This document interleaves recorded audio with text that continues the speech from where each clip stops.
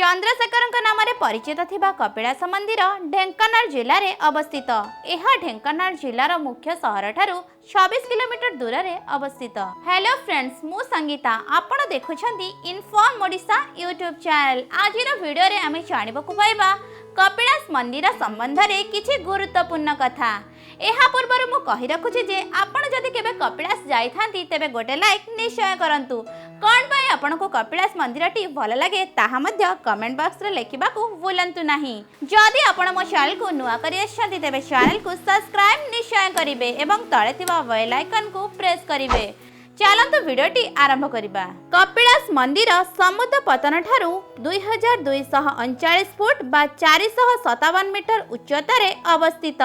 मंदिर भीतर को प्रवेश पाई 60 फुट उच्च विशिष्ट पहाड़ अछि। 60 फुट उच्च पहाड़ को अतिक्रम कले आपण कपिलाश महाप्रभु को देखि परिबे। एही मंदिर को जिबा पाई दुईटी उपाय अछि। गोटी हेउची 1352 पाहच एवं अन्यटी हेउची पहाड़िया घाटी रास्ता। गंग राजवंशर राजा नरसिंह देव 1246 ख्रीष्टाब्द रे श्री चंद्रशेखरंग पाई मंदिर निर्माण करथिले, जहा कि कपिलाश मंदिर नाम रे जणाशुना। कपिलाश मंदिर रे एक काठरे निर्मित जगमोहन अछंती।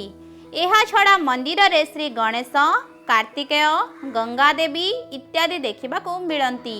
पार्श्व देवता भावरे मंदिर रे पतित पावन जगन्नाथ को स्थापन करा जायछि।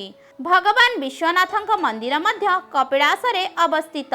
केतेक विद्वानक कहवा अनुसार एही मंदिर चंद्रशेखर मंदिर ठारू पुरातन, तेणु एहाकू बुढ़ालिंग मध्य कुहा जाय थाए।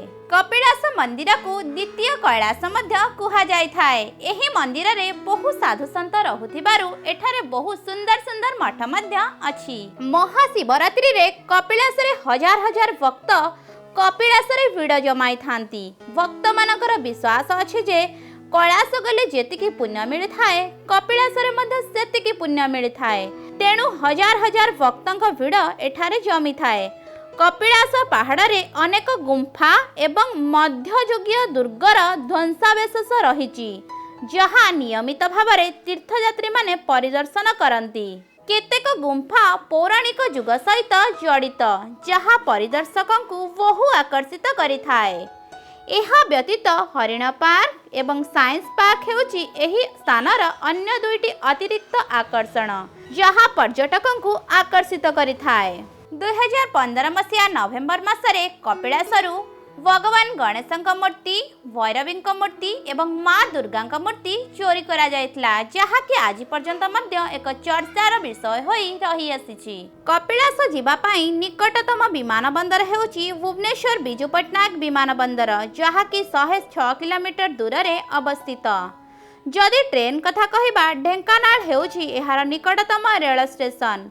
कपिलाश ढेंकानाल बस स्टैंड ठारू बाय रोड रे 26 किलोमीटर दूर रे एहा अवस्थित। आजिर वीडियो रे आपण जानिबाकू पाइले द्वितीय कैलाश बा कपिलाश संबंध रे किछि गुरुत्वपूर्ण कथा।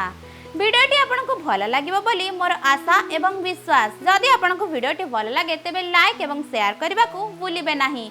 जदि आपण मो चैनल को नुआ करि आछंती तेबे चैनल को सब्सक्राइब निश्चय करिवे एवं तळे थिबा बेल आइकन को प्रेस करिवे।